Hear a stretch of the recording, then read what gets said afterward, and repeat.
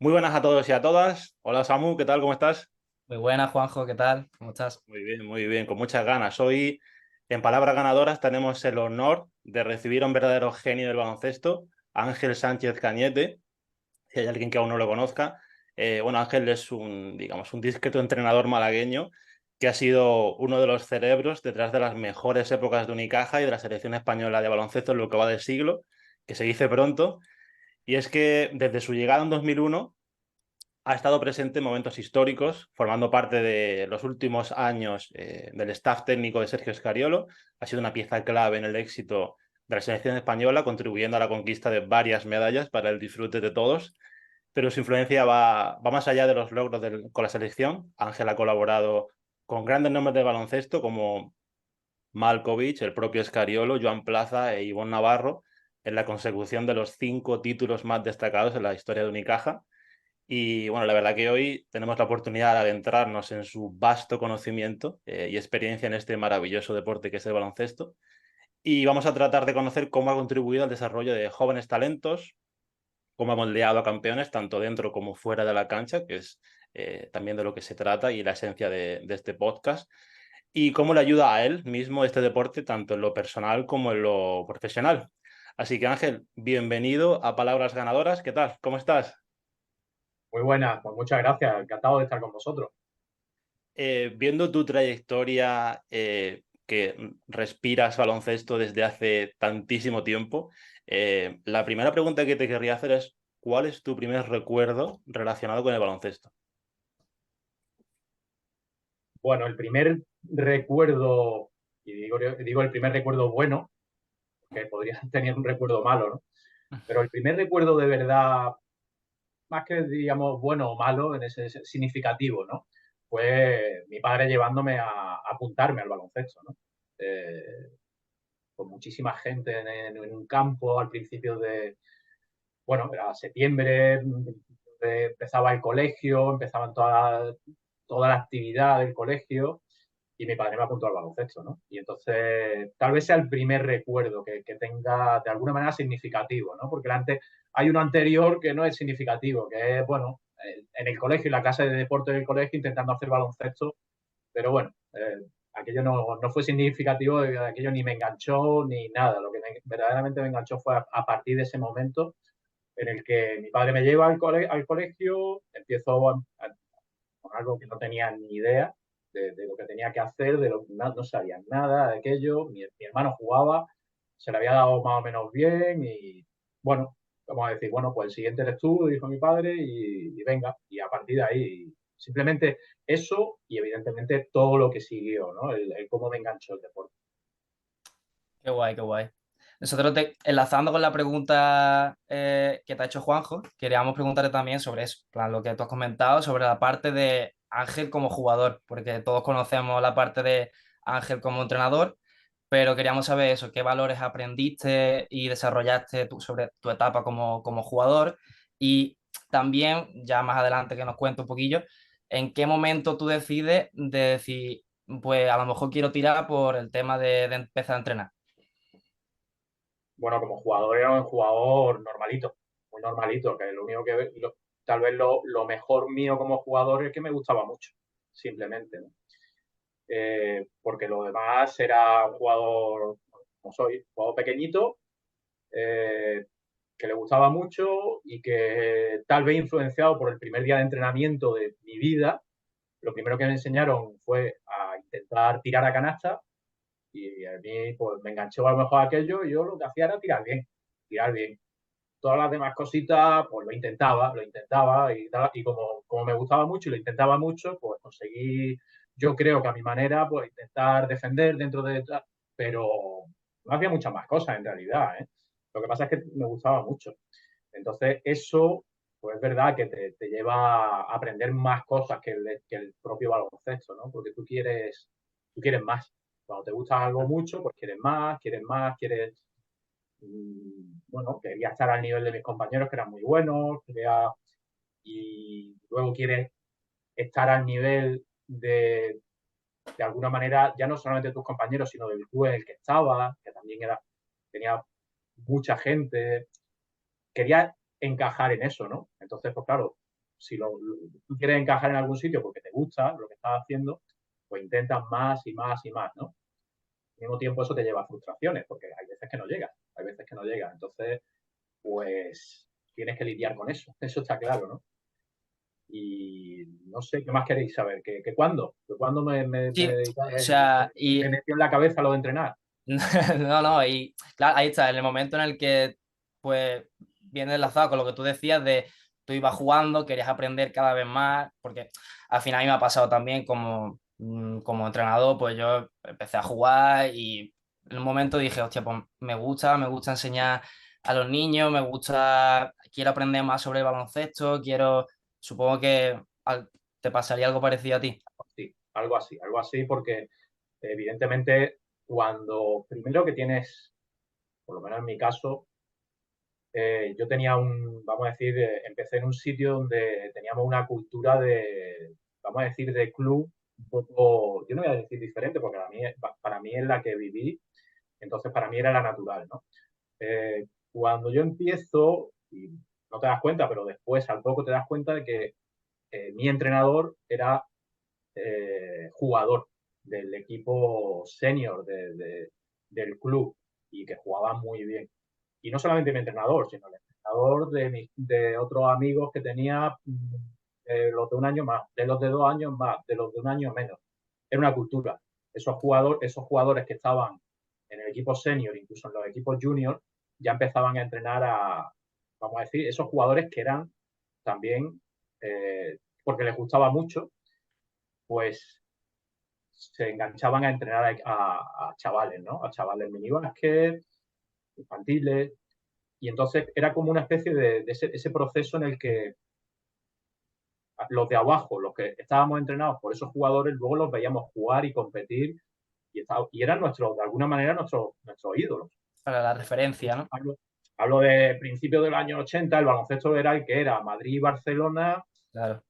Yo ahí ni veía baloncesto por la tele. Bueno, mi padre evidentemente lo ponía porque era un enamorado de cualquier deporte en la televisión, pero al principio ni eso, al principio me enganchaba más eso, que yo tenía mi entrenador que jugaba con ese equipo senior del club y encima lo hacían muy bien en su categoría y competían y se generaba un ambiente. Entonces, de alguna manera, en ese momento ¿no? Es tu modelo, tu Claro. modelo. De alguna manera tú también quieres, pues cuando llegue ese momento, ¿por qué no, no?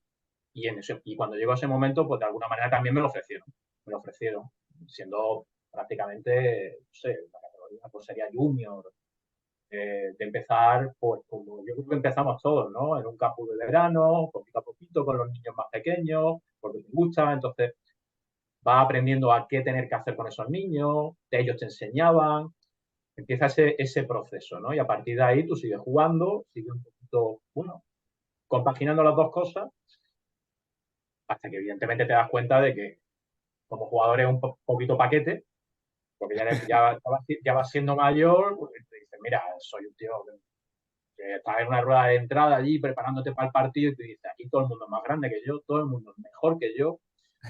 Esto no tiene mucho recorrido porque ¿a dónde voy con esto? ¿No? Me encanta jugar y de aquí puedo seguir jugando, pero esto no tiene mucho recorrido. Pero claro, me encanta el baloncesto y si no puedo seguir por este camino, pues tengo el otro, ¿no? Que ya he Claro. empezado y pues, te profundizas más en el otro y en algún momento, pues, te vas hacia el otro que evidentemente acababa de empezar. Por mucho que después ya llevase algún año compaginando con los chavales, con los campus de verano, pero en ese momento te das cuenta de que es un mundo tan inmenso que acaba de empezar, aunque muchas veces dices, ya lo sé todo porque me lo han enseñado todo. No, Nada. acaba de empezar a aprender cómo enseñar y se abre todo un mundo, ¿no? Total.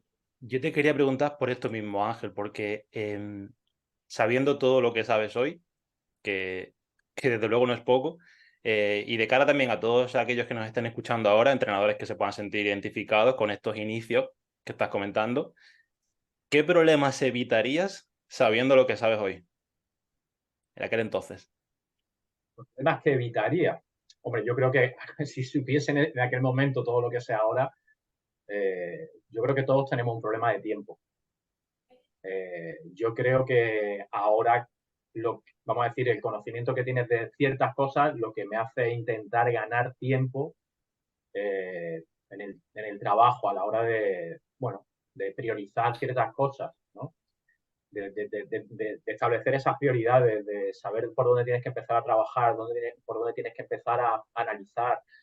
Yo creo que sería sobre todo eso, intentar ganar tiempo, porque todos tenemos problemas de tiempo en nuestro trabajo, ¿no? Entrenando, ¿no? Todos queremos tener más tiempo con los jugadores, nos parece poco tiempo entrenar 1 hora y cuando tenemos 2 nos parece poco entrenar 2 horas. Y cuando tenemos 3 días de entrenamiento me parece poco y cuando tenemos 4 me parece poco.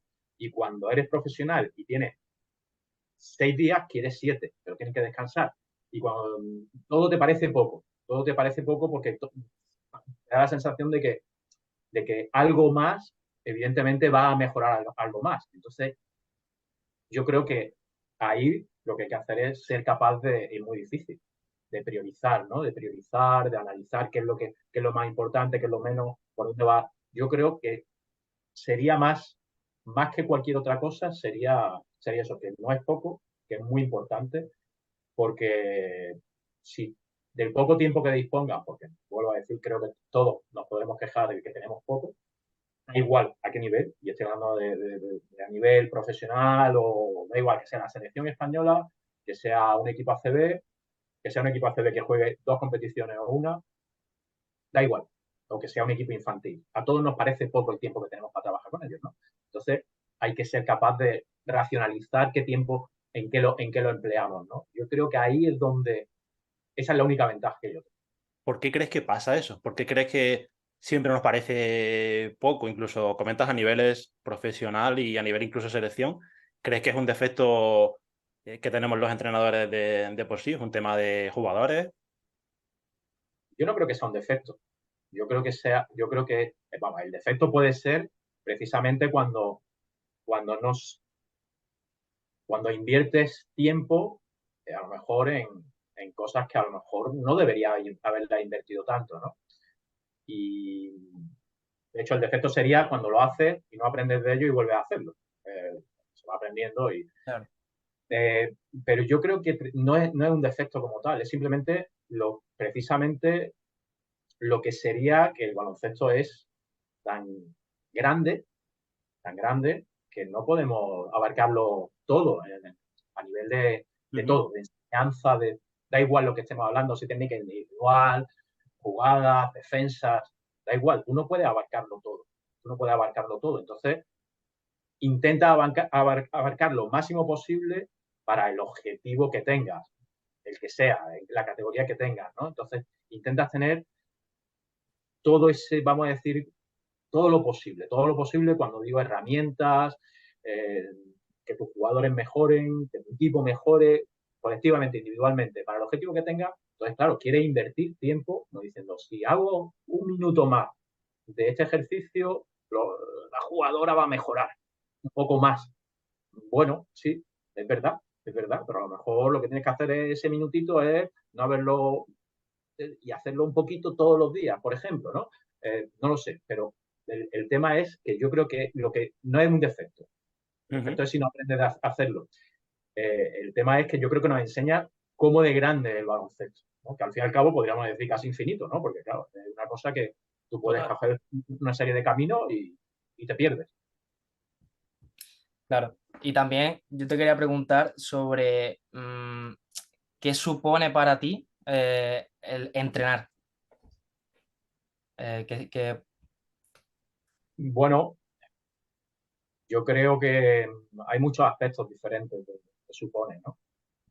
En mi caso es un trabajo en el que tienes que cumplir como tal, ¿no? Con lo que tu equipo te pide, con lo que el trabajo en sí te demanda de cara a los jugadores. Da igual que sea, porque yo incluyo en el tema de entrenar, no solo como trabajo, sino incluso porque yo creo que ahí fue parte de también la cultura que me enseñaron cuando no me dedicaba a ello profesionalmente, pues aún así el tema de la preparación no solamente individual para aprender más, sino de la preparación precisamente de lo que el equipo requiere, pues forma parte del entrenamiento, ¿no? Porque de alguna manera el entrenamiento, lo que pasa en la pista es simplemente un poco el final del proceso de planificación, incluso, ¿por qué no?, de investigación de lo que le hace falta al equipo, de lo que le hace falta al equipo, no lo sé. Si tú piensas que al equipo le hace falta defender a campo entero, pues bueno, vamos a investigar cómo podemos defender a campo entero, ¿no? A nivel colectivo. Vale, pues ¿cómo podemos hacerlo esto? Ya sabemos, lo tengo claro a nivel colectivo, pues ¿cómo lo podemos hacer? ¿Cómo puedo enseñarlo? Bueno, pues pequeñas partes. ¿Cuáles son esas pequeñas partes? Todo eso, ese proceso de investigación, preparación, forma parte del entrenamiento. Y luego al final, eso te lleva, evidentemente, a que tú tienes precisamente volvemos a lo de antes, el tiempo, ¿no?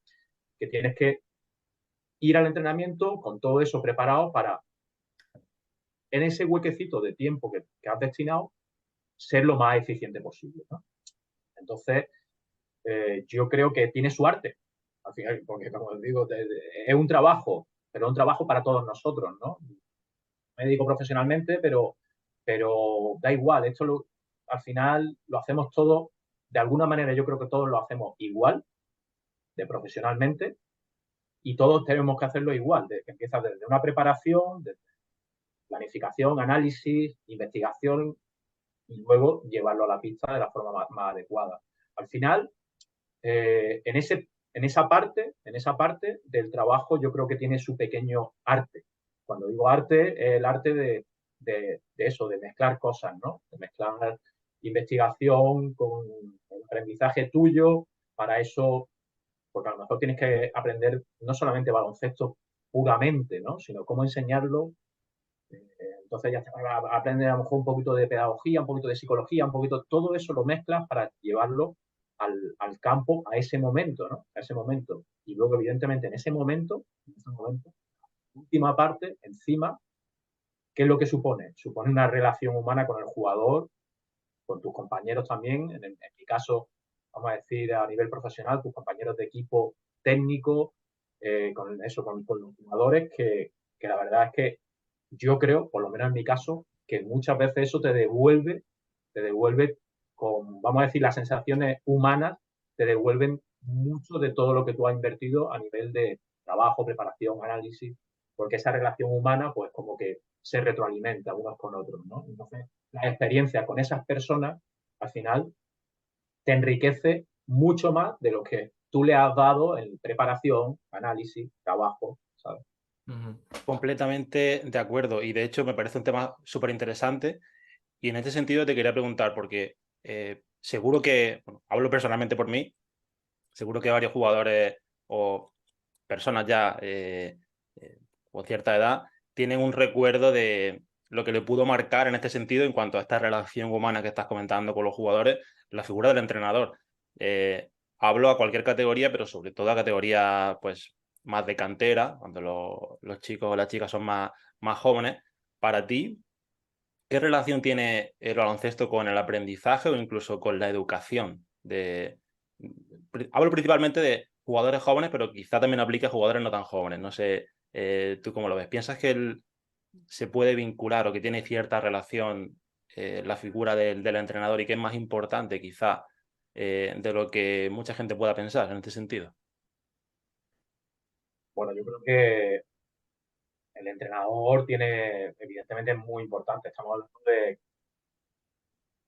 si lo pensáis, cuando hay personas a cargo de personas, da igual a qué nivel, ¿no? O sea, no a qué nivel, sino a cargo de qué, ¿no? A cargo de, eres el jefe de una serie de personas, eres el maestro de una serie de personas, de alguna manera, aunque sea simplemente, bueno, un compañero de una serie de personas, ¿no? Pero en este caso, cuando estás a cargo de una serie de personas, tiene una responsabilidad, ¿no? A partir de que tienes una responsabilidad, ya tienes que empezar a valorar vamos a decir, esa importancia que tiene. Y no hablo de que tú valores tu trabajo, sino, evidentemente, yo creo que todo el mundo tiene que valorarlo, ¿no? Los padres que llevan a los niños, pues tienen que tener una tranquilidad de que lo dejan en manos de alguien que, para empezar, va a cuidar de ellos. Ujú. Y después no solamente va a cuidar de ellos, sino que se supone que va a cumplir un trabajo o va a intentar hacer su trabajo, que es el que sea en cada nivel, ¿no? En algunos casos será divertirlos, que se diviertan jugando, en otros que enseñarles, en otros es que compitan. Todo eso conlleva evidentemente vamos a decir, ese camino, pues por medio te lleva a una serie de problemas y también, ¿por qué no? Como decíamos, el pequeño arte de que va combinando cosas, ¿no? Porque es muy difícil, estamos hablando de baloncesto, de deporte de equipo, que no deja de ser un juego y una competición en el que alguien gana y alguien pierde. Evidentemente, yo creo que el primer paso debería ser, ¿no?, divertirse, porque esto no deja de ser un juego, te Totalmente. diviertes. Claro, si te diviertes, o sea, si te diviertes, y hablo de niños, porque, pues, el primer objetivo debe ser que ellos se diviertan. Pero claro, al mismo tiempo que se divierten, tienen que aprender por qué, ¿no? O sea, ¿por qué? Porque muchas veces, claro, simplemente a lo mejor terminas divirtiéndote porque ganas un juego. ¿No? Igual porque vas a terminar ganando un partido, ¿no? Por más tarde. Pero en el entrenamiento porque ganas un juego, ganas una carrera, ganas un tipo de competición. Bueno, alguien pierde también.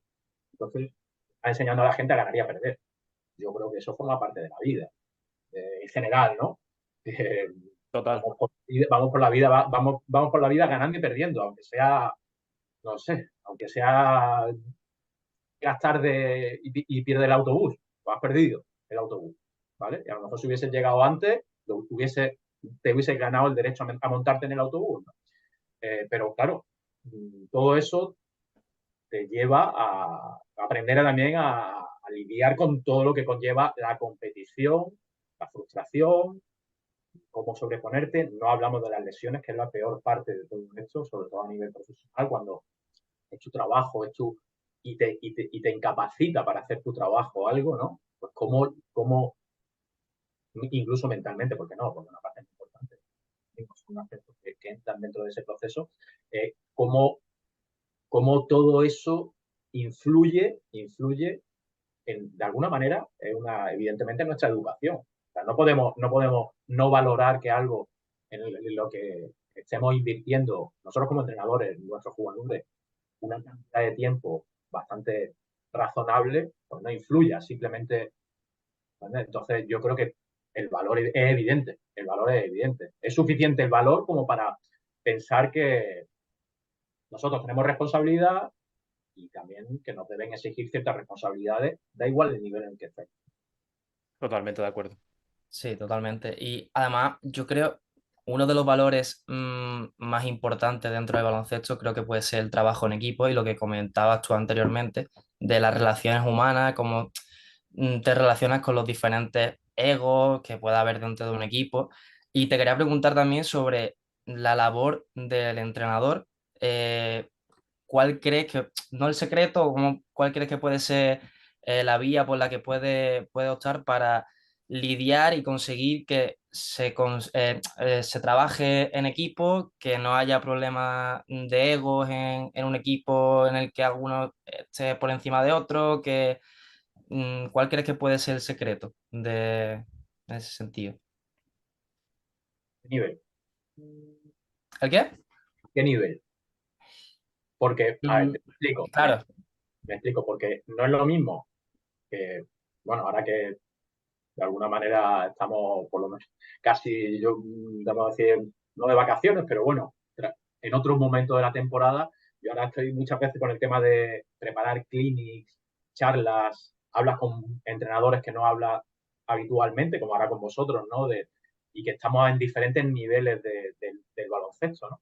Entonces, hay cosas que son eh, comunes, como esto que me estás diciendo, el trabajo en equipo, es común en la élite y es común en los que empiezan, en los chavales que a lo mejor están empezando y no saben apenas nada, ni votar, ni pasar, ni nada de esto. Pues tiene que ser algo, eso es un valor común, ¿no? Pero claro, a diferentes niveles seguramente tienes que abordarlo de diferentes maneras, ¿no? y por eso la pregunta era un poco retórica. Yo digo, pues, que mi respuesta es un poco eso, que a lo mejor lo que hay que valorar es en qué nivel estoy y cuál es, estando, sabiendo, valorando, que es la primera parte, vuelvo a decir, yo creo que debemos, no sé, sopesar nosotros como entrenadores, es analizar dónde estamos, analizar qué es lo necesario para las personas con las que estamos trabajando, y a partir de ahí, pues, oye, vamos a abordarlo. Y si pienso que abordar eso no estoy preparado, pues intento prepararme, porque como es mi responsabilidad, vamos a decir, como esa persona que está a cargo de esas otras personas, hacerlo lo mejor posible dentro de esa preparación y ofrecerle lo mejor posible. Nunca, como al final siempre digamos lo mismo. A lo mejor nunca es suficiente, ni por tiempo, ni por cantidad, ni por calidad, pero bueno. Pero el hecho es ese, ¿no? ¿Cómo aborda vamos a decir, el jugar en equipo, el valorar ese trabajo de equipo con los más pequeños? Pues a mí, ahora mismo, si me pongo a pensar la primera parte, vamos a decir, hablando simplemente del aspecto totalmente, hablando de si son los más pequeños, me acaban de llegar, yo lo que quiero con ellos es que se diviertan, que se enganchen al baloncesto. Vale, ese es mi objetivo con ellos.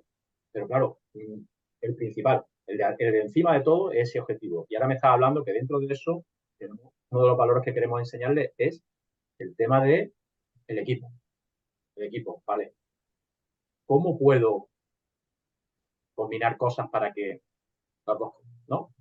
Pues yo en principio diría, bueno, diversión, bueno, pues vamos a buscarnos alguna competición, algún juego, algo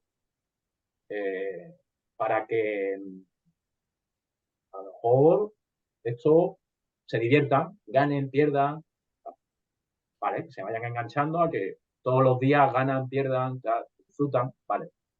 Bueno, de equipo, estamos hablando de equipo, ¿vale? ¿Podríamos hacer algo de equipo? Podríamos hacer algo de equipo, pero a lo mejor ni siquiera saben. Bueno, entonces, ¿qué podemos hacer? Bueno, para que aprendan. Bueno, ¿qué es lo que conecta? ¿Qué es lo que conecta a esa gente, a esos chavalitos que acaban de empezar? ¿Qué es lo que les puede conectar con un equipo? A lo mejor no les conecta. Digo, ahora mismo, tirando un poco del hilo, a lo mejor lo que en esa competición no evidentemente les puede conectar e intentar meter una canasta. Pero es una cosa, si la meto o no la meto, es cosa mía. A lo mejor lo que les conecta son pases. Lo que conecta, de alguna manera, en principio, y eso ya empezamos a hablar de lo que he dicho antes, de algo común, desde la élite hasta abajo, lo que conecta a un equipo, hablando de ataque, y hablando de ataque porque es la parte más divertida, entonces lo ponemos lo primero, en este caso, que son los chavales, que queremos que se diviertan, lo que conecta al equipo son los pases. Bueno, pues vamos a trabajar pases, ¿no? Y a partir de ahí, pues bueno, si mi objetivo es que trabajen pases y compitiendo, a algún juego que terminen compitiendo con los pases, a lo mejor es que, claro, que no saben pasar. Pues bajamos el nivel, les enseñamos a pasar. Y les enseñamos a pasar desde nada, simplemente a pasarse el balón, hasta que lo hagan con cierta, no sé, con cierta dificultad, vamos progresivamente para que lleguen a que de alguna manera, mejor o peor, puedan competir entre ellos con a lo mejor una competición de pase. Y que un equipo gane y otro equipo pierda. Bueno, de alguna manera estamos consiguiendo un poco todo, ¿no? Que se diviertan, que sepan, que aprendan a pasar el balón. Eso les lleva a valorar las cosas de equipo, porque a lo mejor tienen que conocer quiénes son los compañeros a los que les pasa, al fin y al cabo, y en la élite eso es lo que conecta, ¿no? Lo que conecta, que todos lo sabemos. Este tío está solo, no se las has pasado. Y este tío tiene un mejor tiro que tú y no se las has pasado. Eso es lo que conecta y hace equipo, ¿no? Vale, en este sentido, Ángel, comentas que depende quizá de la edad. Pero yo quería preguntarte, bueno, seguro que a lo largo de tu carrera ha habido diferentes tipos de jugadores, diferentes personalidades. ¿Piensas que la figura de un líder dentro de un equipo puede ayudar o acelerar que el trabajo en equipo salga antes o no? Y dentro de esta pregunta, preguntarte a ti, ¿cómo sería para ti un buen líder? Y si puedes poner quizá o compartir algún ejemplo de jugadores que hayas entrenado tú que para ti pues, puedan ser referentes en este sentido. Bueno, evidentemente el tema del liderazgo dentro de los jugadores o jugadoras, pues eso de alguna manera, es algo natural también, ¿no? Es algo natural en el que se da aunque no quieras, ¿no? Aunque no quieras, dentro de un grupo, pues la composición del grupo, en el desarrollo del trabajo del grupo, pues evidentemente van a aparecer gente que va a liderar cosas. Y cuando digo cosas, es que tendríamos que definir qué tipo de liderazgo, ¿no? Que de alguna manera, al baloncesto, pues evidentemente, liderazgo implica grupo. Vamos a decir, tirar del grupo, ¿no? Tirar del grupo en el sentido de tirar del grupo de alguna manera. De alguna manera. Y evidentemente la obvia, que no es la menos importante, si acaso la más, evidentemente es por ejemplo, ¿no? Por dar un ejemplo, ¿no? Por dar un ejemplo, y dentro de ese ejemplo, cuando digo dar un ejemplo, porque cuando digo la obvia es porque estamos hablando ya de dos cosas. Estamos hablando de estar haciendo un ejemplo, estar dando un ejemplo sobre algo que afecta al grupo. Entonces, para empezar, si lo analizamos, no es solamente una cosa, pues estamos hablando, podemos ya a partir de ahí decir que, claro, eso te lleva a que puedes tener líderes en defensa, en ataque, ¿no? En simplemente, no sé, líder vamos a decir, anímico, ¿no? Que, que, que, que no tiene por qué ser ni el mejor jugador de ataque ni el mejor de defensa, cosas así, ¿no? Hay diferentes en realidad. Yo creo que como vamos a decir, de hecho, muchas veces el entrenador evidentemente tiene que ejercer su liderazgo. Es evidente porque está a cargo del grupo, pero muchas veces ese liderazgo, la forma de ejercerlo, es intentar desarrollar esos otros liderazgos, ¿no? ¿Y cómo desarrollarlos? Pues primero, evidentemente de forma natural, porque muchas veces trabajando de forma natural ya se detecta ese liderazgo, la gente va, vamos a decir, los grupos se van acoplando, pero también promoverlo, no sé. Hoy en día yo creo que a cualquier nivel, yo porque sé que hay en diferentes niveles, ya pasa que hay gente que lo puedes rotar o no. Puedes rotar y digo, porque vas probando de alguna manera, o hasta que a lo mejor, digo, puede ser o rotarlo siempre, hasta mantenerlo fijo, o a lo mejor lo tienes fijo, simplemente algo tan tonto como cuando ya convivimos en ciertos, vamos a decir, ámbitos en el vestuario, pues simplemente el poner música en el vestuario, ¿no? Entonces, ¿quién pone la música en el vestuario? O sea, no estamos hablando de quién mete más puntos, quién roba más balones, quién da más asistencia, que podríamos debatir. No, no. ¿Quién pone la música en el vestuario? ¿No? Oye, pues vamos a ver, vamos a ver. A lo mejor lo puede ir rotando para que cada semana, cada mes, no sé, lo ponga una jugadora. Y luego, a lo mejor, entre eso implica que encuentra un líder anímico, en el sentido de que, no, es que siempre pone la jugadora, esto, y esa es la que hace que, vamos a decir, ese ambiente anímico del grupo sea el más positivo con esta jugadora, porque pone la música, por lo que sea. Cuando digo esto es un detalle, ¿no? Es un detalle que puede ser cualquier cosa. No, pero son detalles que quizás son claves. Lo que has comentado antes me parece fundamental y de hecho a Samu y a mí nos pasa, nosotros como entrenadores de cantera, hay muchos jugadores que, es que lo has dicho perfectamente, por eso no quiero dejar pasar la oportunidad. A lo mejor no son los que más puntos meten, ¿verdad, Samu? No son los que más puedan lucir en el sentido del espectáculo y demás, pero que tienen ese intangible que es fundamental. Y además es el ejemplo que has puesto, quién pone la música, quién hace las bromas, quién está más atento para que nadie pues, esté como más fuera de la onda. Y nosotros estamos aprendiendo, y con eso te hago otra pregunta más, ¿cómo o qué le dirías a... Es una cosa más para los jugadores, para esos jugadores que por mucho que los entrenadores hablo a nivel cantera, pero estoy convencido de que también aplicará a profesional o semiprofesional. Esos jugadores que no se sienten ellos mismos importantes porque no meten puntos pero que aportan otras muchísimas cosas que son tan importantes como los puntos en el equipo. ¿Cómo trabajarías con ese tipo de jugadores para hacerlos, para valorarlos, para que se sientan que son tan importantes como el que mete 20 puntos por partido? ¿Cómo trabajas ese punto de vista más intangible? Bueno, yo creo que lo primero lo has dicho tú, es valorarlo.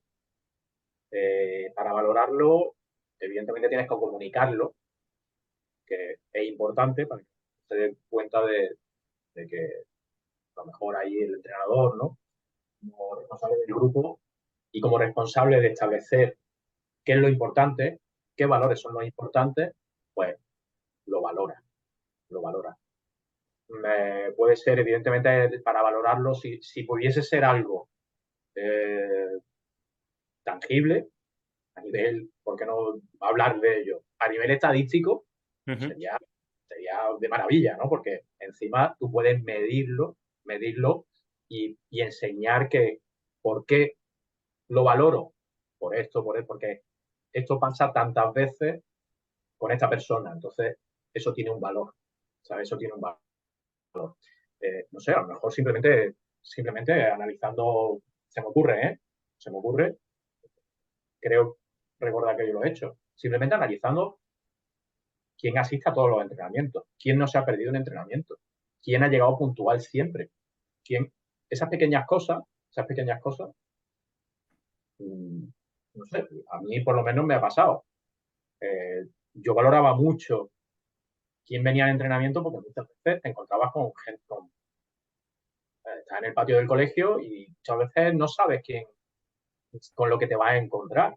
Entonces, de qué cantidad de gente estamos hablando y eso te lleva a un problema para lo que hablábamos antes de planificar el entrenamiento, de saber, incluso, ¿por qué no? A la larga, de progresar en el equipo, ¿no? Entonces, al final, a ti te interesa que venga mucha gente, quieres enganchar a los niños, a las niñas, vale, una vez que los enganchas, quieres que lleguen puntuales, quieren que, bueno, todo eso se valora, vamos a anotarlo. Vamos a anotarlo, lo vas a anotar allí, tal, no sé qué, y periódicamente, de alguna manera, valorarlo. ¿Cómo? ¿Algún tipo de premio? ¿Algún tipo de decirlo? Evidentemente, pero a lo mejor algún tipo de premio tal y decir, oye, que es que esta persona ha llegado. Bueno, simplemente con ese tipo de cosas yo creo que si puede ser tangible a nivel de eso, de contabilizarlo, pues sería perfecto, ¿no? Perfecto, porque a lo mejor incluso hay gente que compite, evidentemente. Oye, es que eso también puedo hacerlo yo. Yo no soy tan bueno metiendo canastas, pero a lo mejor yo sí puedo ser bueno en llegar siempre el primero al entrenamiento, no sé, puedo ser tan bueno como aquel, ¿no? En eso. No, eso sí lo puedo hacer yo y a lo mejor puedo hacer hasta mejor. Bueno, puede ser un tema, ¿no? Digo por no hablar, evidentemente tienes que fomentar. Hay que plantear cuál es el valor y a partir de ahí tú lo planteas y para valorarlo intentar cuantificarlo, ¿no? Eso a nivel élite, lo que es muy fácil es que a nivel estadístico todo el mundo valoremos quién mete más puntos, quién tiene mejor porcentaje de tiro de tres, quién no sé qué, vale. Entonces, ¿cómo quieres fomentar otro tipo de, vamos a decir, pues prácticamente yo creo que en todos los equipos ya se lleva el tema de una valoración defensiva, ¿no? Que la valoración defensiva no sale en la estadística en el box score de cada semana del partido, ¿no? En el partido te ponen los puntos tal, y la valoración defensiva, ¿qué puedes decir? ¿Que es que ha robado balones y tal? Bueno, a nivel de élite se valoran muchas más cosas. Si has punteado tiros, si no has punteado tiros, si ha hecho ayuda, si ha sacado una falta en ataque, evidentemente si ha robado el balón, si simplemente has rozado un balón, una deflection y esas pequeñas cosas, si tú las vas anotando, y las vas analizando, te lleva a lo mejor que dices, pues, oye, este jugador ha valorado, igual que hay una valoración ofensiva, que si los tiros de dos te restan los fallados con los puntos, todo eso, pues tiene una valoración defensiva que hace ver que hay líderes defensivos, ¿no? Guay, la verdad. Que yo te quería preguntar también sobre relacionado como en cómo conectas, cómo consigues tú lo que estabas hablando de transmitirle a esos jugadores que a lo mejor no se lo pueden llegar a creer tanto de el intangible que son, los valores mm, que pueden ser tanto dentro de la pista como fuera de la pista que pueden dar al equipo, que van más allá de meter 20 puntos, de dar 10 asistencias, van mucho más allá. Si en algún momento tú has sentido como que no has podido eh, llegar a ese jugador, ya sea a nivel cantera o a nivel profesional, y lo has sentido como un momento de fracaso para ti personal o un momento duro. ¿Cuál puede haber sido un momento más duro para ti en ese sentido? Yo creo que vuelvo a lo del principio. Todos tenemos que lidiar con pequeños fracasos, pequeños o grandes fracasos que, bueno, a partir de ahí podemos empezar a hablar de por qué es un fracaso, ¿no? Porque primero tendríamos que hablar de es un fracaso o un éxito en función de una expectativa previa que todos que nos podemos poner, ¿no? Y evidentemente estamos hablando de cosas más puntuales que son expectativas que tú te generas, no te las generas desde fuera, ¿no? Porque las expectativas de fuera tú puedes, bueno, de alguna manera lo difícil es aislarte y decir, no, no, las verdaderas expectativas desde dentro son estas, ¿no? Y entonces, evidentemente, sí que en eso muchas veces tú quieres promocionar, quieres fomentar, ¿no? Algún tipo de actitud de ciertos jugadores que evidentemente no te llega, eso no llega, eso no llega, eso es como todo, eso es como lo único yo creo que ahí lo único que podemos hacer nosotros, porque esto es como entrenadores, pues igual que todo el mundo, valorar por qué no ha pasado, por qué no ha pasado y lo que hablábamos al principio, intentar mejorar, o sea, analizar el por qué, cuál ha sido los fallos o los caminos equivocados que nos han llevado a eso, intentar para que la próxima vez aprender y que nos tomar otros caminos que nos puedan llevar a un sitio diferente. Aparte de la vida de todos, ¿no? Del Sí, jugador, sí. del entrenador, de todo en la vida normal, el lidiar con ese fracaso. Y a todos nos va a joder. Tenemos, pero de alguna manera,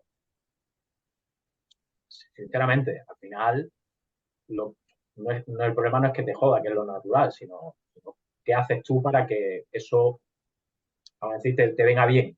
Aunque te haya jodido, pero ¿qué haces tú para que te venga bien? ¿No? ¿Cómo lo gestionas para que te venga bien? Eso es lo que hay que saber. A ver, ¿qué va a pasar? ¿Qué va a pasar? ¿Qué va a pasar? Va a pasar que falle un tiro libre. Y el problema es cuando tú fallas un tiro libre y falla otro, y falla otro, y falla otro, y no te pones a trabajar en el tiro libre. ¿Sabes? Eso sí es un problema. No cuando ni siquiera te das cuenta de que eres malo tirando tiros libres, ¿no? Pero te das cuenta de que eres malo tirando tiros libres, te pones a trabajar y si no sabes, aprendes qué es lo que tienes que hacer mentalmente, técnicamente. Pues lo mismo. El problema no es fallar el tiro libre, no es el fracaso del fallo del tiro libre, sino es qué haces después, ¿no? ¿Qué haces después para, si no haces nada, vas a seguir fallando, evidentemente. Entonces vas a ser mal tirador de tiros libres o mal entrenador o mal lo que sea.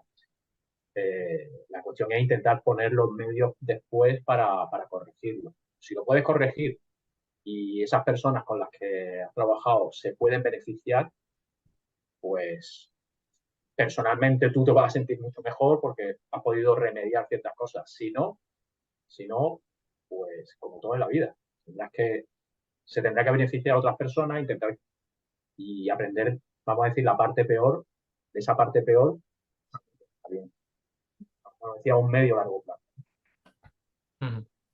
Imagino, Ángel, que todo esto que comentas, que es la parte quizás sea la menos bonita, pero es que es así, lo estás comentando desde el principio, que es parte del deporte y es parte de la vida, y esto es tan importante como meter canastas, el hecho de saber lidiar tanto con el fracaso, con el éxito y tratarlos en la misma medida, sabiendo que es parte natural.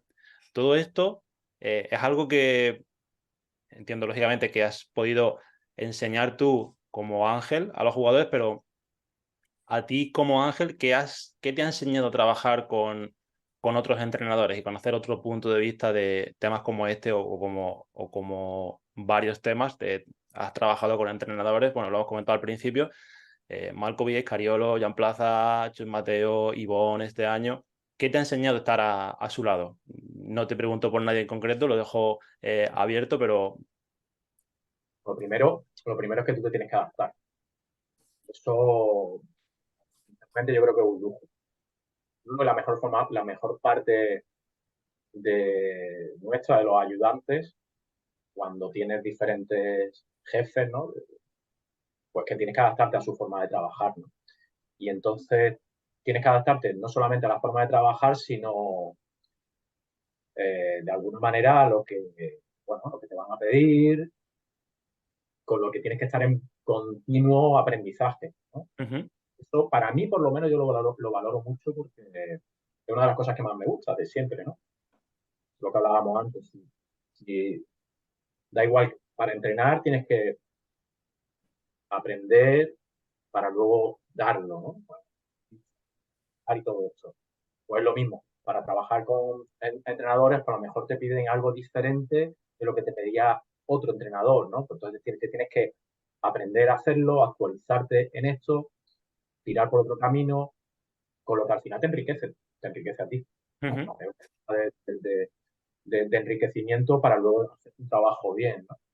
De alguna manera te pueden pedir cosas comunes vale, pues las vas haciendo mejor, pero alguna vez te piden cosas diferentes, pues intentas aprender a hacerlo para eso. Entonces, esa parte es muy enriquecedora, como yo creo que te enriquece personalmente, hace abarcar más, ¿no? Como dentro del baloncesto, ¿no?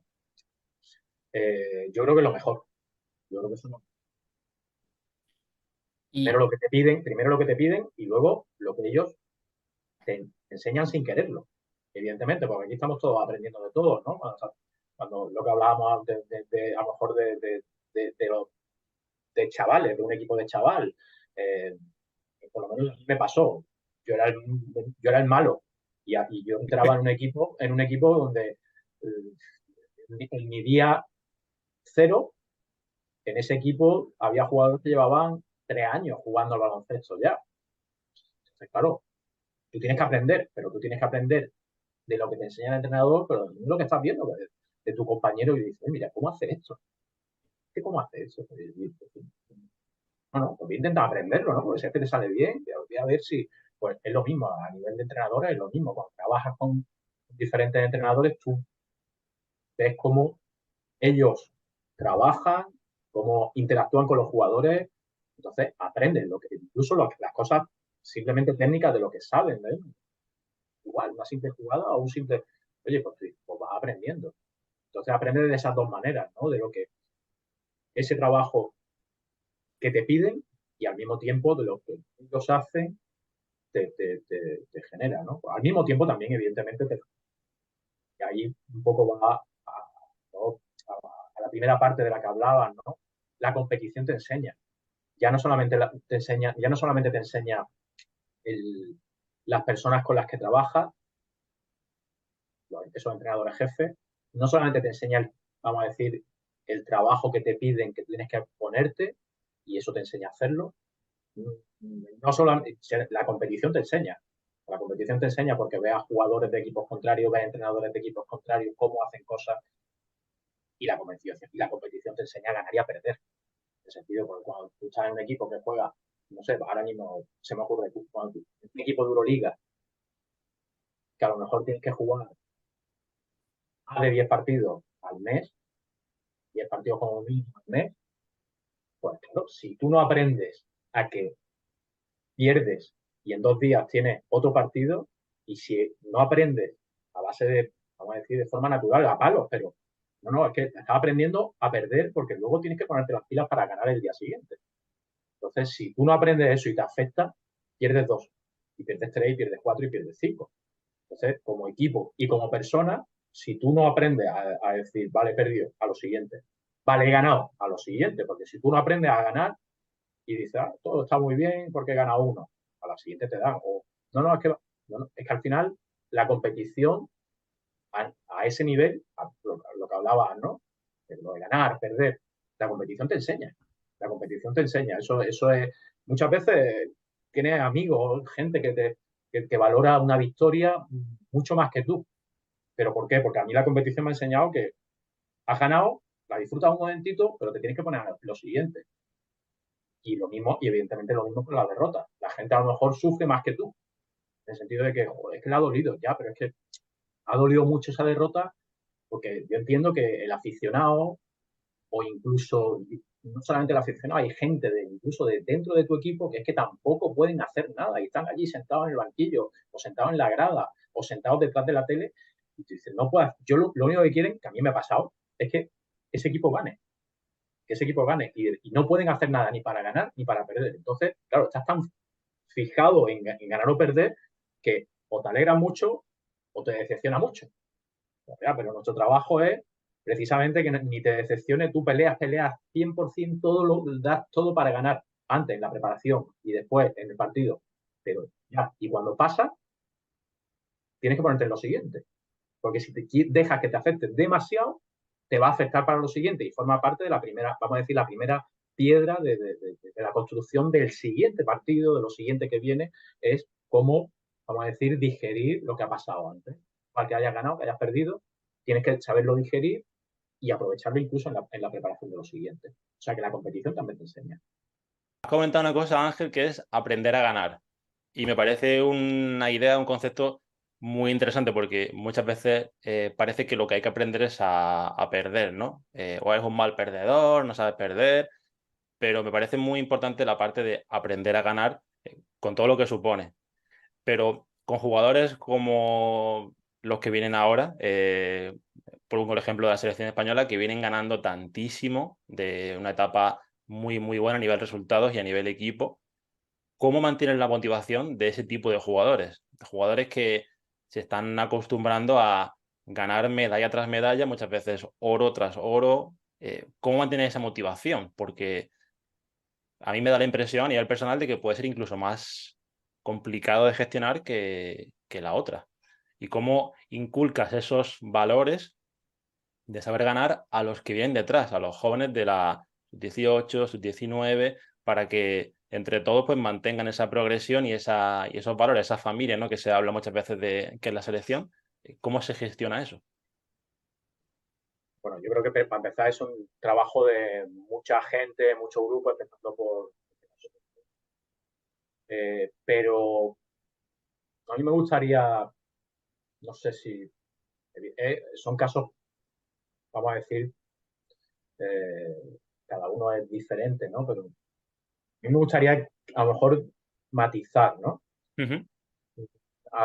Yo creo que hay una parte, la parte más importante de todo esto, si estamos hablando de motivación, es que muchas veces esos jugadores precisamente ganan o han ganado por una motivación, vamos a decir, eh, de alguna manera especial, interna, y cuando digo interna, que tal vez sea muy importante, y externa, ¿no? Y externa de grupo, ¿no?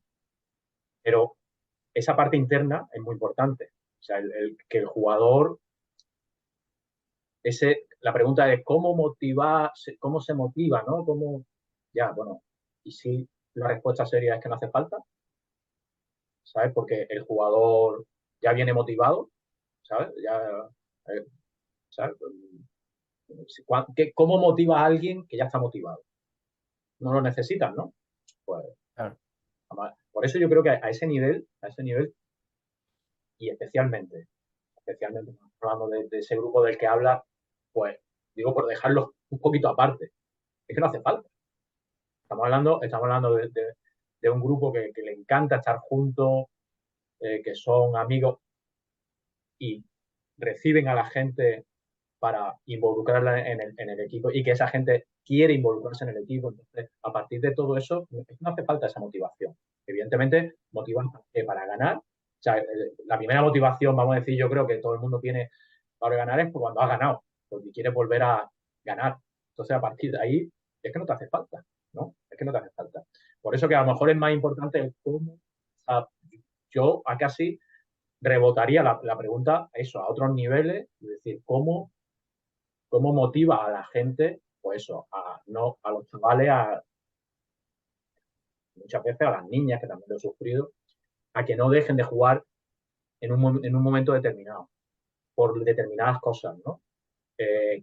Porque ganar y perder podríamos decirlo que es la parte más sencilla. Si ganas, te motiva, porque evidentemente a mí me ha pasado como jugador, por malo que fuese, a mí me encantaban los entrenamientos porque yo salía o encantado, súper motivado y con ganas de volver al siguiente entrenamiento, o no desmotivado, sino enfadado porque me había salido un mal entrenamiento, que había sido un desastre. Y entonces, todo lo contrario, iba también motivado porque quería que en el siguiente entrenamiento eso no fuese así. Entonces, al final, de alguna manera, a mí me pasaba que yo estaba motivado, pero por dentro, o me habían inculcado eso por dentro, que me habían enganchado, al fin y al cabo, por decirlo de alguna manera, para volver al siguiente entrenamiento, para repetir de lo que hablábamos.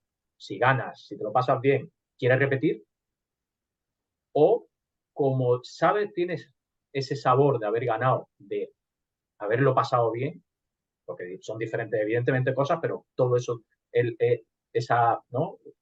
Esa zanahoria que tiene ahí el burro para seguirla y comértela, pues como tiene eso, como te lo has pasado bien, quieres volver a repetir. Y como te lo has pasado mal, pero sabes que te lo pasaste bien, la siguiente quieres hacerlo, pasártelo bien.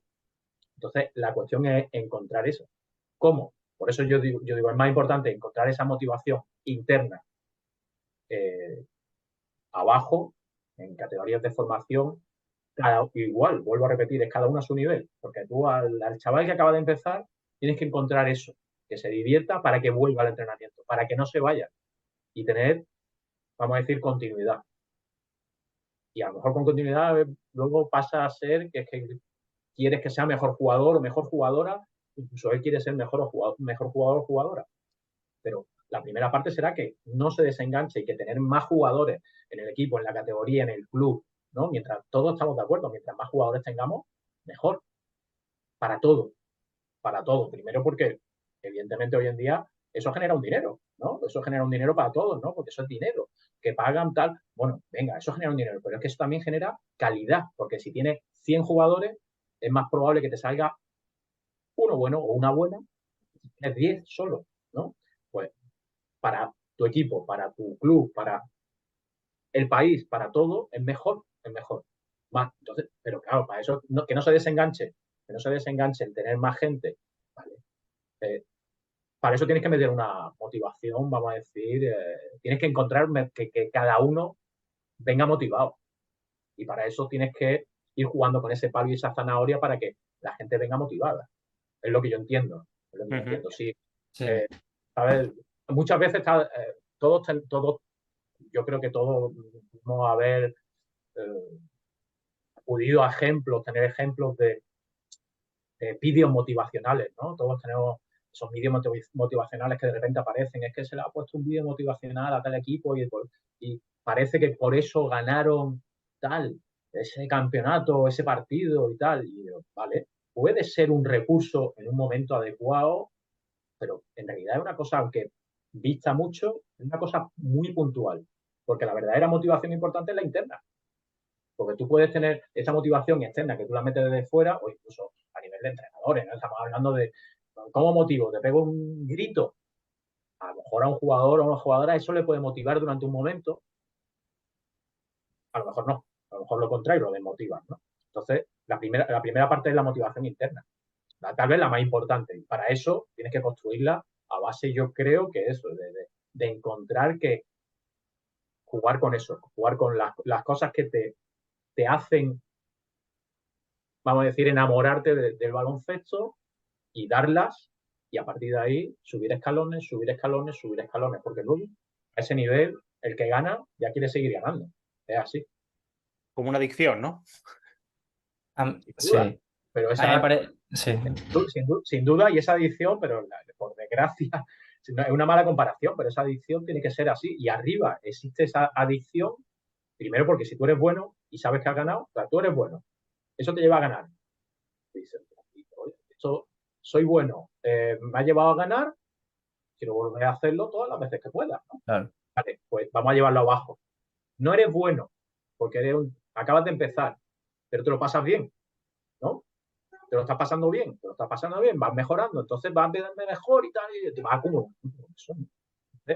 Eso es lo que te tiene, esa motivación interna, la interna es la que te lleva a ir al entrenamiento, a llegar al primer entrenamiento, a irte el último, la tuya interna, no que tu padre te lleva y venga, tienen que tirar y el entrenador debe. No, la externa es débil, es puntual. La buena y más duradera normalmente suele ser la interna en la que nadie más que tú te lleva a hacer eso.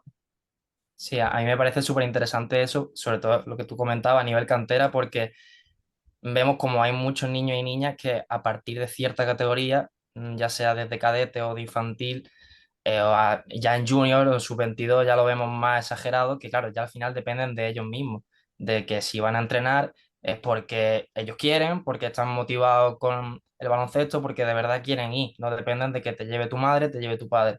Entonces, también en muchos casos, como que a lo mejor no existe esa motivación del todo y también se puede juntar con el tema de estudios. Me aprieta un poco más el bachillerato, tengo que estudiar una selectividad, tengo que... Entonces, ¿qué le dirías también a esos padres, a esas madres que ven a su hijo que se lo pasa bien en el baloncesto, que está motivado, pero por otro lado con las notas no termina del todo, va justillo, va justilla? ¿Qué le diría? O sea, para que no le saque del deporte y que siga jugando. Yo lo que le diría a esos padres sería que un poco también confiasen en si de verdad a la niña, al niño le gusta, pues confiasen en utilizarlo, utilizar algo que les gusta como esa motivación. Si ya están motivados en una manera internamente, como decíamos antes, en algo que les gusta, que ir al entrenamiento, pues yo creo que deberían utilizarlo. Evidentemente, es fácil para nosotros decirlo, ¿no? Quitarlo, quitarlo. Si precisamente es algo bueno que te encuentras motivado, pues a lo mejor es utilizarlo, ¿no? Eh, Utilizarlo como premio, si eso es lo que te gusta, utilizarlo como premio para conseguir, para conseguir pues el otro beneficio, ¿no? El otro beneficio. Igual si estamos hablando de que queremos que el niño para engancharlo juegue, se lo pase bien y lo engancha, y una vez que lo tiene enganchado, pues a lo mejor el padre sabe que está enganchado a eso, tiene que conseguir aprovechar eso para engancharlo a lo que, vamos a decir, al otro beneficio, que es esas notas, esos estudios, ¿no? Entonces, encontrar ese equilibrio, es lo mismo que hablábamos antes de esa zanahoria, ¿no? Darla lo suficientemente cerca como para que vaya por ella, ¿no? Pues a lo mejor, evidentemente, si lo quitas, es que quitas la zanahoria y a lo mejor quitas algo que era interesante utilizar para, para promocionar el siguiente objetivo, ¿no? Aunque no de baloncesto, sino algo más global como ¿no? En la vida, ahí, ¿no? Entonces, se utiliza una cosa que en donde estás bien y motivado para lo siguiente, ¿no? No soy padre y no puedo dar lecciones de padre, pero como entrenador es eso, yo lo entiendo de esa manera, ¿no? Es decir, utilizo esto, que ya lo tenemos, lo hemos conseguido, hemos dado un paso ahí estable para lo siguiente, oye, para encontrar el equilibrio. Oye, si entrenar 5 días a la semana te va a quitar tanto tiempo de estudio y te va a hacer que seas peor estudiante, peor en el futuro, bueno, pues hay que quitar. Pues a lo mejor podemos encontrar un término medio, ¿no? No, va a ir a entrenar 3 días. O, bueno, el otro día me encontré con un amigo que simplemente ha motivado al hijo con unas zapatillas, ¿no? Es la parte más, ¿no? Es como una... Si todo 10, claro, el niño sacó todo 10. Para él era todo 10. Y claro, ha estado motivado lo suficiente como para sacar todo un 10, todos los 10, ser perfecto, ¿para qué? Ahora vas al padre y le dices, tú me dijiste esto, quiero las zapatillas estas y te vas a gastar 100 euros. Entonces, claro, pero una cosa también por la otra. ¿La han motivado externamente? Externamente, sí, pero de alguna manera es lo mismo, vas enganchando, a lo mejor con esa motivación externa crea un hábito, vamos antes de baloncesto, y eso te motiva ya internamente. Internamente. Tú sabes que esforzándote para esto tienes lo otro, pues mira, al final por hacerlo un hábito lo hace una motivación interna. Yo diría que por ahí hay que encontrar ese equilibrio de recompensa para un bien mejor, un bien diferente, ¿no? Total, complejo y un arte también, todo esto que estamos hablando, que parece sencillo, pero son muchas cosas las que hay que eh, Y valorando. equilibrar y valorar. Eh, Podríamos estar hablando aquí horas y horas, no te quiero quitar demasiado más tiempo, si te parece, hacemos últimas preguntas. Te quería preguntar, para alguien como tú que lleva tantos años, desde el punto de vista de, bueno, también a nivel de entrenador, primer entrenador, pero staff técnico, rodeado siempre de un equipo que gira en torno, digamos, a la figura del primer entrenador. ¿Cómo has visto que ha venido evolucionando esa figura de cuerpo técnico, sobre todo en Europa? ¿Piensas que cada vez está como más americanizada, en el sentido de que parece que allí toda esta figura del staff, el ayudante, el especialista en defensa, el especialista en ataque, ¿piensas que ha evolucionado y que estamos a la par que allí? ¿Has visto una evolución en ese sentido? ¿Ves que incluso va a más?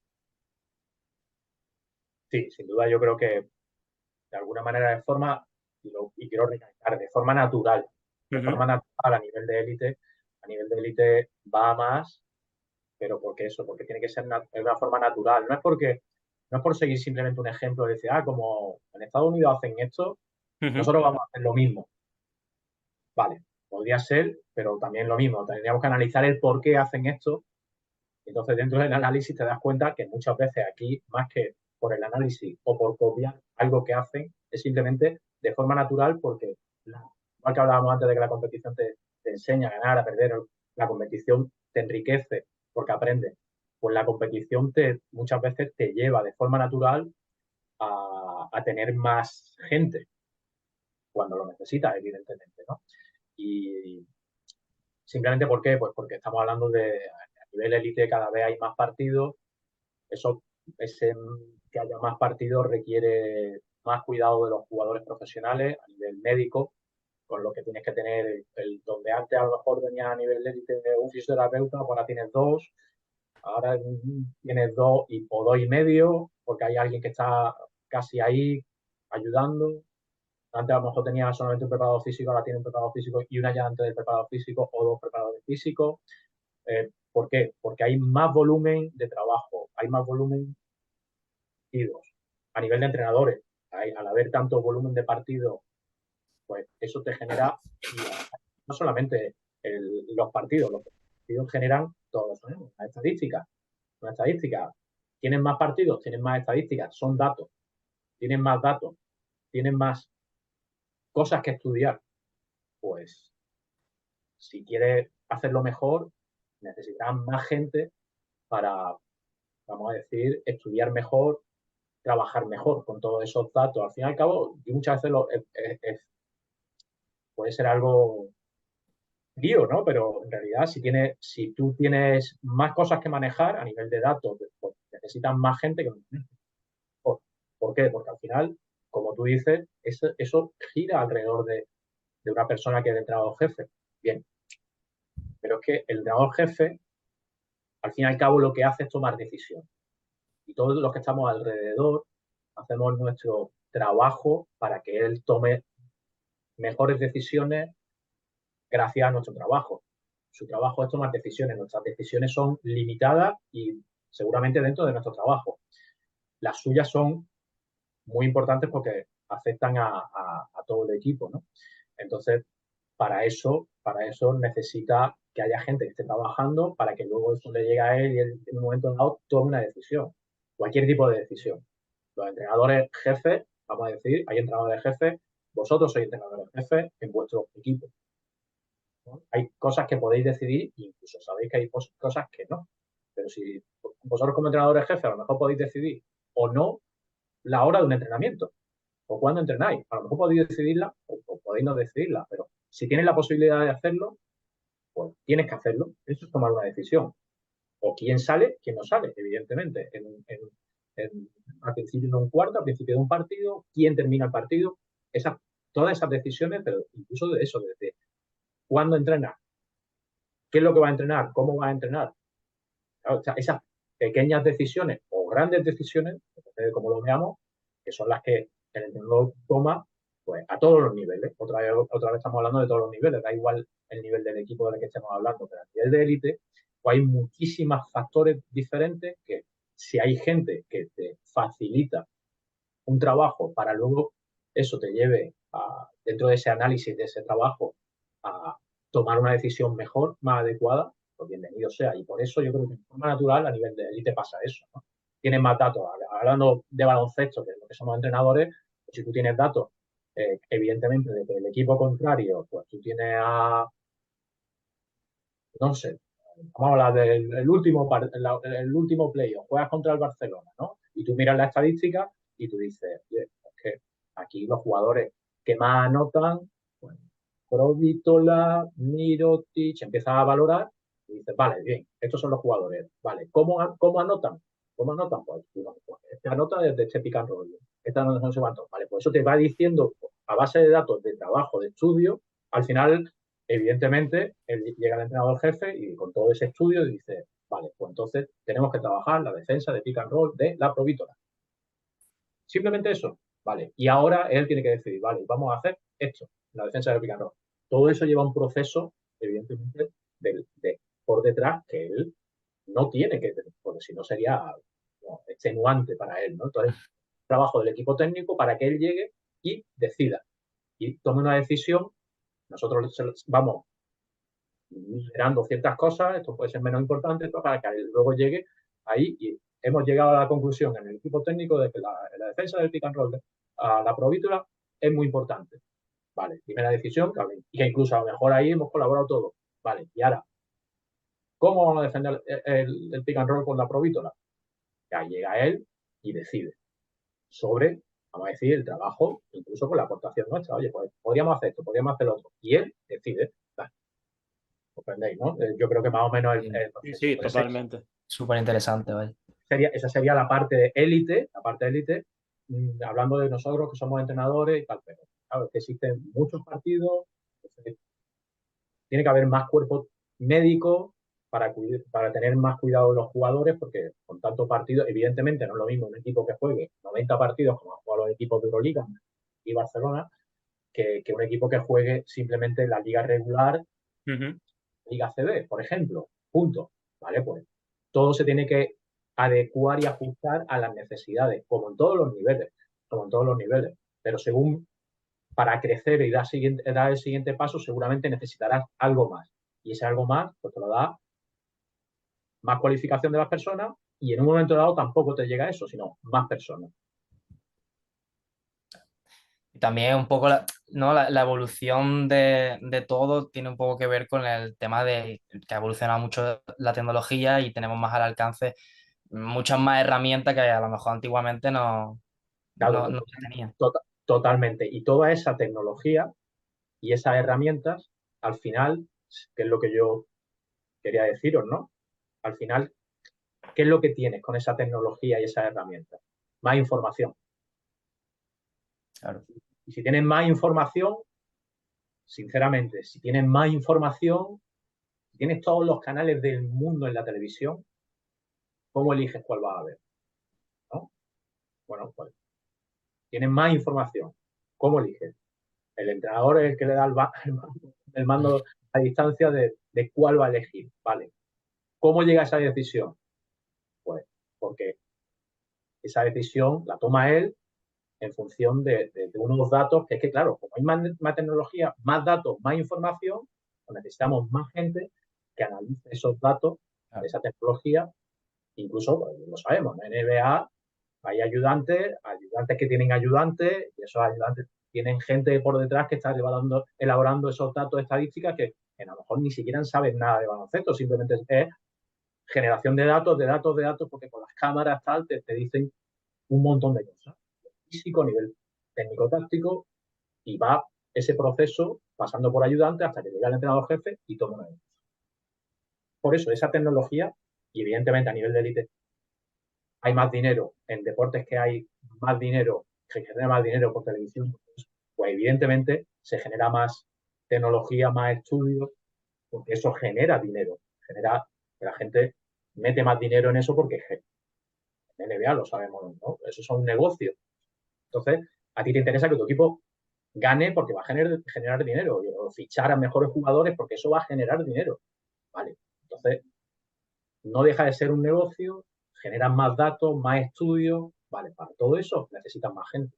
Necesitas gente más cualificada y al final gente más cualificada y más gente más cualificada y más y más y más.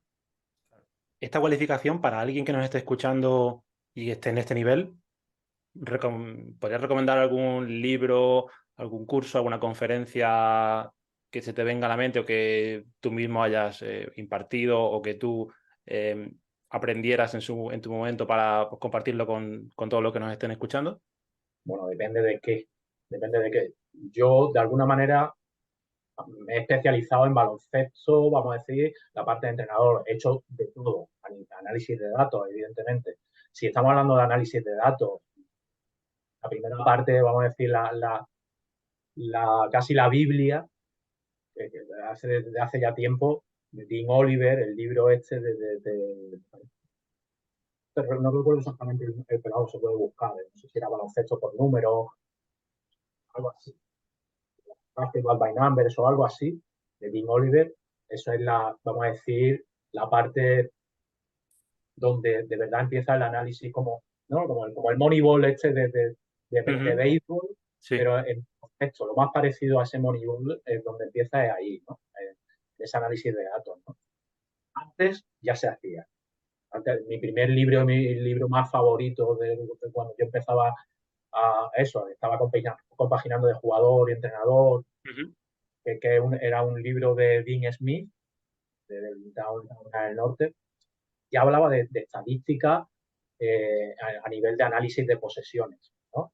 Y entonces ya yo empecé con eso, yo empecé simplemente a analizar, que bueno, que simplemente tan simple como es lo básico del baloncesto, analizar el rendimiento de las posesiones que tiene en ataque y en defensa, ¿no? Y a partir de ahí, pero de alguna manera esa fue y luego, a partir de ahí, eso se va engrandeciendo de una forma tremenda, evidentemente con la tecnología que hay hoy en día, que te genera más datos, más datos, más datos, más datos, más. Entonces tienes que, pues, bueno, el estudio es casi infinito, ¿no?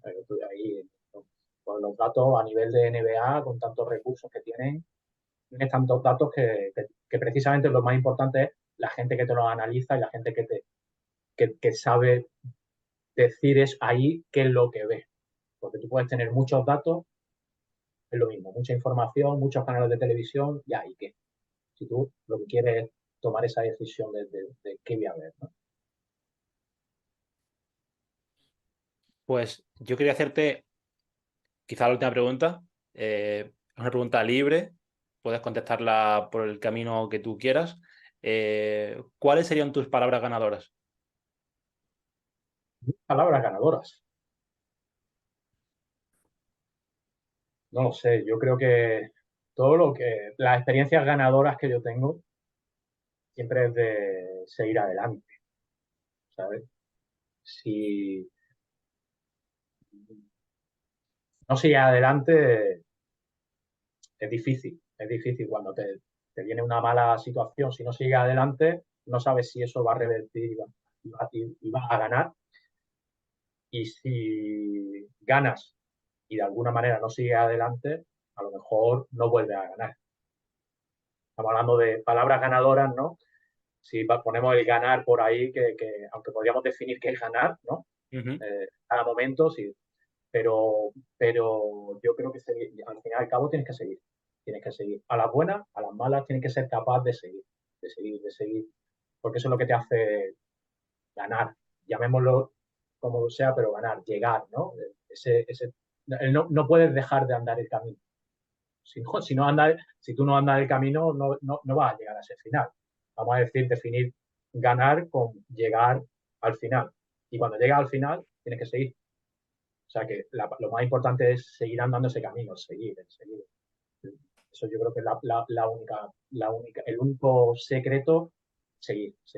Y encontrar de alguna manera todo lo que te haga seguir por dentro, como hablábamos antes, ¿no? Y también por fuera. Porque muchas veces te quedas estancado y necesitas ayuda de fuera, inspiración, lo que sea. ¿Qué es lo que te hace seguir? Pero yo creo que al final, si tuviese que definir en pocas palabras, sería seguir adelante. Bueno, súper valioso. Nos quedamos con eso. Gracias por compartirlo, Ángel. Y no sé si quieres hacer alguna pregunta tú más, Samu. Yo por mi parte que muchas gracias, que vamos, es un honor tenerte aquí y que me lo he pasado en grande. Estaba un poco nervioso, la verdad, no te voy a mentir, pero me lo he Y pasado no súper aquí no hay fallo. Aquí no hay que estar nervioso porque aquí no bien. estamos conversando. Yo creo Sí, que sí. precisamente, no sé, el baloncesto, ¿de qué hemos hablado? El baloncesto, muy poquito, ¿no? Sí, Es sí, más, va más de la Cosas parte de básicas, dentro. sí. es más filosofía gracias al baloncesto, ¿no? Ujú. Entonces, por eso, aquí no hay, de hecho, es que no hay, muchas veces no hay, esto es lo más cómodo, que no hay fallo, esto son experiencias que muchas veces, y cuando hay fallos, lo único que tienes que hacer es, bueno, aprender del fallo y seguir, ¿no? Por eso que no, no hay nervios. Perfecto, pues igual que te he comentado, Samu, muchísimas gracias, Ángel, y ojalá, bueno, hemos hablado de un montón de cosas, ojalá que toda persona que esté escuchando el podcast le haya ayudado, le haya servido, le haya inspirado a nivel jugador, a nivel padres, a nivel entrenadores. Y nada más, deciros que podéis seguirnos en redes sociales en @palabras.ganadoras y nos vemos en el siguiente. Ángel Sánchez Cañete, muchísimas gracias otra vez más por tu tiempo, muchísima suerte por todo lo que viene, que siga ese palmarés increíble y esa persona que hemos descubierto de aquí que creo que es muchísimo más increíble que lo que refleja el palmarés. Gracias por tu tiempo y hasta la siguiente. Muchas gracias a vosotros por tomaros todo este trabajo, por vuestro interés y por el trabajo que estáis poniendo por la divulgación de esto, que tal vez sea mucho más importante de lo que vosotros pensáis. Genial, pues hasta aquí lo dejamos. Nos vemos en el siguiente episodio. Un abrazo. Un abrazo. A todos.